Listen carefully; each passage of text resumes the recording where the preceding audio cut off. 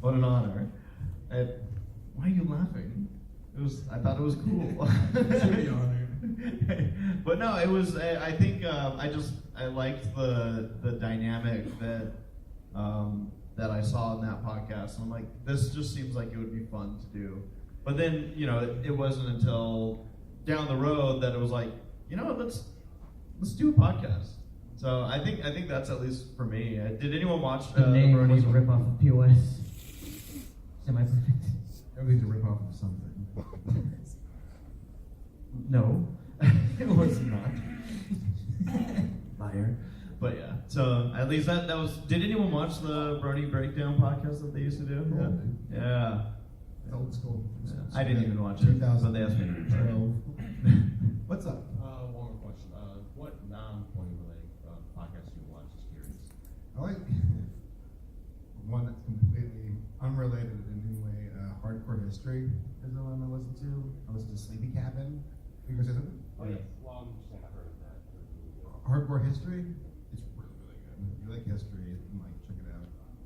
I do listen to the Pizza Party podcast, which we're actually going to be seeing them in MomoCon at the end of May. It's gonna be fun. Yeah. Thank you. Thank you. Yeah. So we'll just keep talking about random stuff, but if you guys have any questions, don't be shy. Come on up to the You know mic what I and interrupt realized us. by like the childhood stuff? I was like, man, I'm not really good at talking about things that are about myself. Yeah? Yeah, I guess It's so. too humble. Versus So- racism. Really dumb. Like, Let's tell you everything we there's other did. stories I'm just thinking, like, God, I did that too. Like, I just like make a rap about paleo and how he is. I actually remember the first time I lied about something as a kid. The first time? Yeah. You remember the first time you Yeah, did that? yeah, yeah. Wow. This was as far as I can recall. And it was like against stupid child logic. And this might be a little bit of a PG story. But I lived in Florida at the time, and most Florida houses have these, at least in the neighborhood I was in, these really high fences that were like, almost like what, 6 feet tall or whatever. And as a kid, I had a brilliant idea, like, I want to poop in the backyard. I'm like, I want to do it. It always feels right. I decided to poop in the backyard, and I was all done.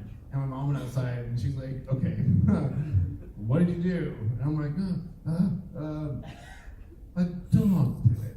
How old were you again for this? I was like, I think like 5 or something. Oh, okay. And my mom, she's like, "A dog did it." I'm like, "Yeah."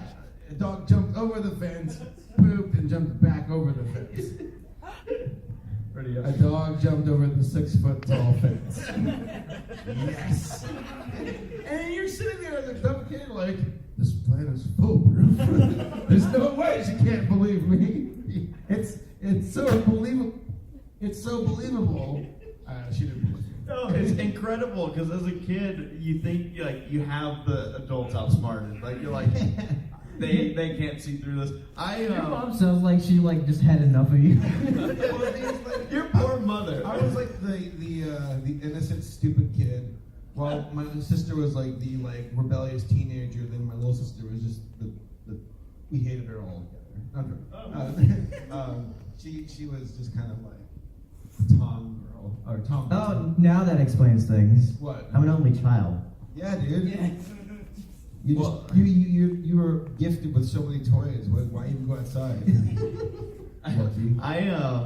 Was anyone here inspired by the movie Home Alone as a kid? Yes. Yeah. Okay. What kid wasn't? So I remember I had this brilliant idea. I'm like, if there's ever, again, this goes to as a kid, I got a perfect idea.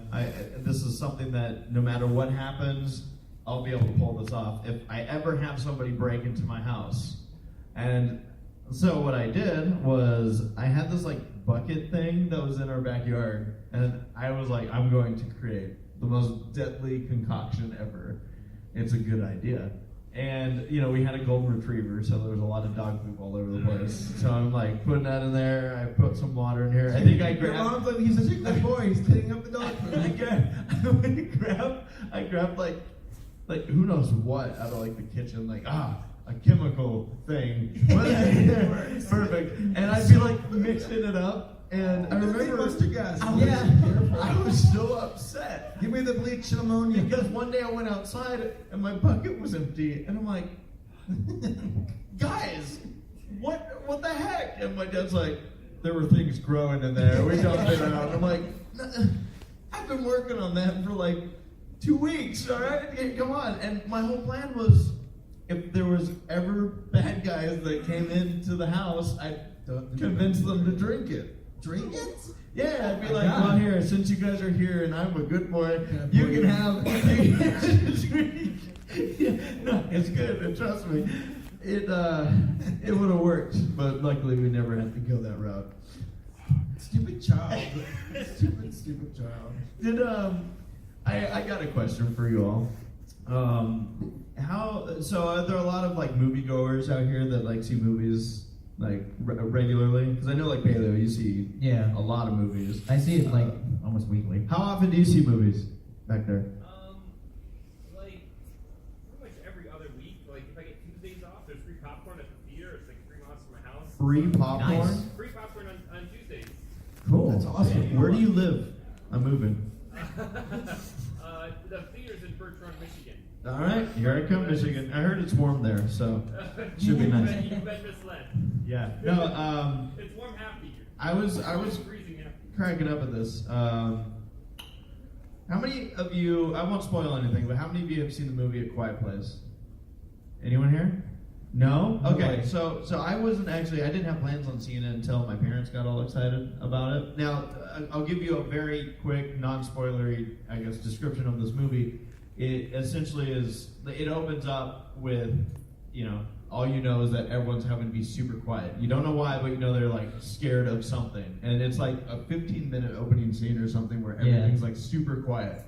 And the problem with that, a whole ordeal of being quiet is that when you're in a movie theater full of people, everyone's like, okay, well, I'll be able to go through my snacks and everything.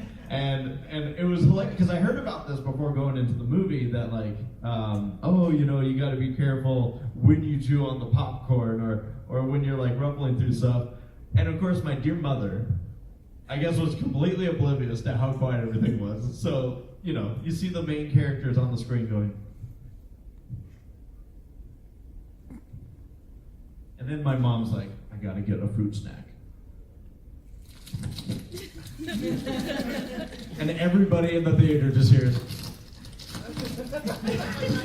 I'm like, how hard is it to get a fruit snack out of that thing, Mom? It was. I was laughing so hard I was crying because I'm like, my mom has no idea just how loud this is. So she'd be dead and actually. She would have. Yeah, she wouldn't have made it. Monsters in the room just. They reach in and grab one too. No, it's funny. I figured more people had seen the movie. Yeah, seeing that movie was great because like after that first scene, my entire theater just went silent. Yeah. Yeah. Yeah, there's a sequel to call it A Quieter Place. I heard. I saw some jokes where people were like, "All right, what's the next sensory detail to go with? Like a smelly place or something." But yeah, no, it was Pepsi place. A blind place. It's just a black screen. Should have seen this coming. But yeah, no, it's movie going is always an interesting experience, especially with like a big crowd. I remember when Wonder Woman came out, and I saw a lot of people talking about how, oh, it was so awesome. Everybody was cheering at this scene and just like, yeah, and everyone was into it. Well, I didn't see Wonder Woman until like 3 weeks after it came out, and there was still a lot of people seeing it at that point. But you could tell that like those like raw moviegoers had seen the movie already.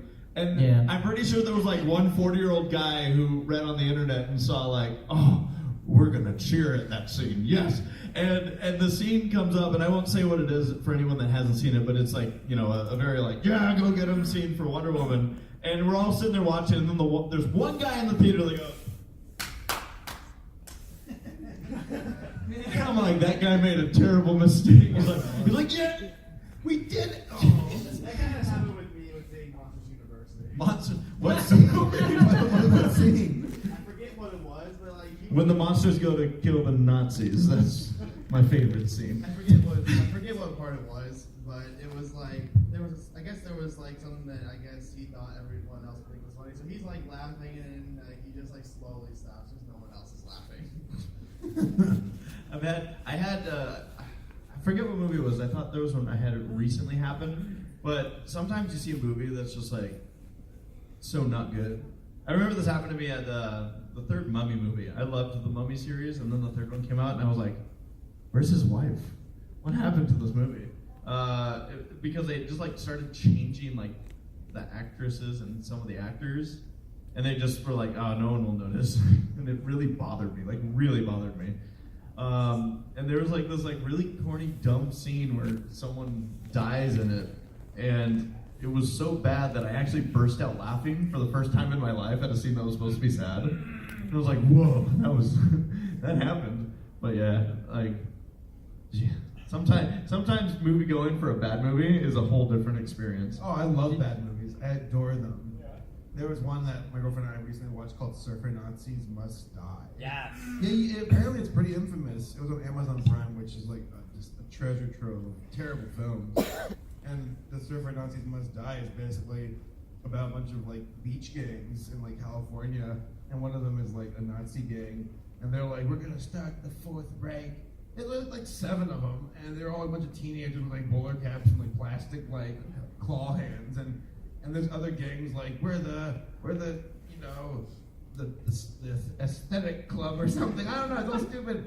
But the Nazis messed up and they killed this lady's son who's a soldier, and then she's out for revenge. She's like, it's like a grandma character killing all these Nazis. I'm like, this is the best goddamn film I've ever seen. I remember. Is it worse than Sharknado? It's better because I'm a big believer in schlock, where like it's the entire thing about The Room, where you're like, was Tommy Wiseau, was he serious about this?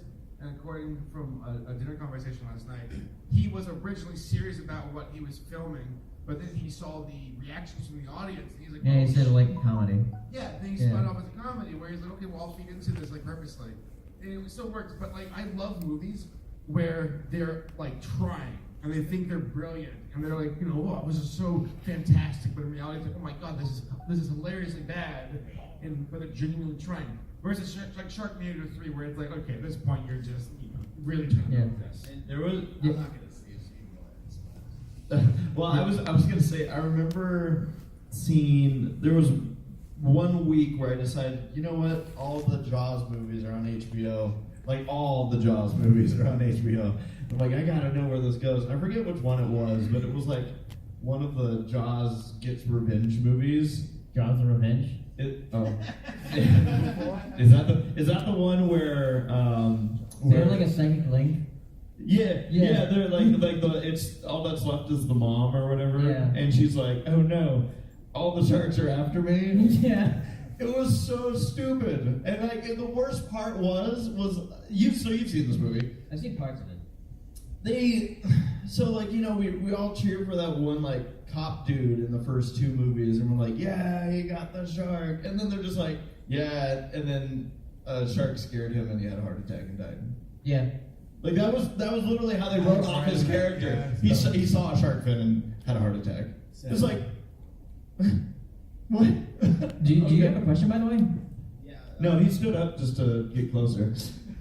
Well, this question is completely random. Okay, good. So, do you think owning a skunk is a good idea? Owning the skunk? Yes. Because I actually kind of want one.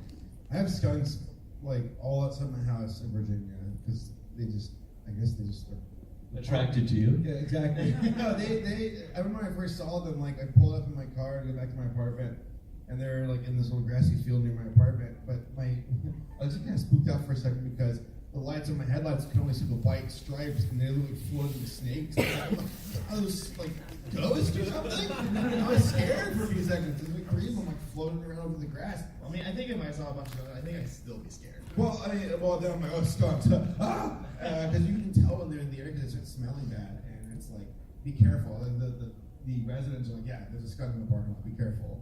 Because there's also like cats that apparently like keep the skunks away because cats are cool, I guess. So, but no, I don't know. Why would you want a skunk? Well, Well, I mean, that's a good Yeah, argument. well, I live in Indiana where it's actually legal to own one. Here's the thing: is my dad's told me about how I think it was like one of his aunts or something